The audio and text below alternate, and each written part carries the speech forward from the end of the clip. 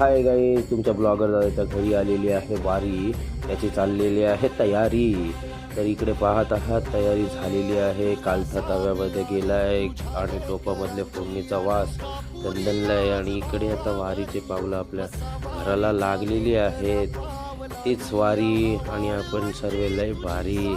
तर ज्ञानोबा माऊली तुकाराम, ज्ञानोबा माऊली तुकाराम म्हणत सर्व वारकरी आपल्या घरी पोचलेले आहेत. तुम्हाला आवडत असतील माझे ब्लॉग तर करा सबस्क्राईब, लाईक आणि शेअर. टाळ मृदुंगाच्या नादात अभंग रचले, अभंगावर अभंग आणि भजन चालू झाले. भजन संपताच घेतलं जेवायला. वारकरी जेवून घेतल्यास मी सुद्धा बसलो जेवायला. घेतली डाळ, भात, भाजी, लोणचं, पापड आणि पोट ढोलतंय आता, घेऊया जेवून. तर चला, ज्ञानोबा माऊली तुकाराम.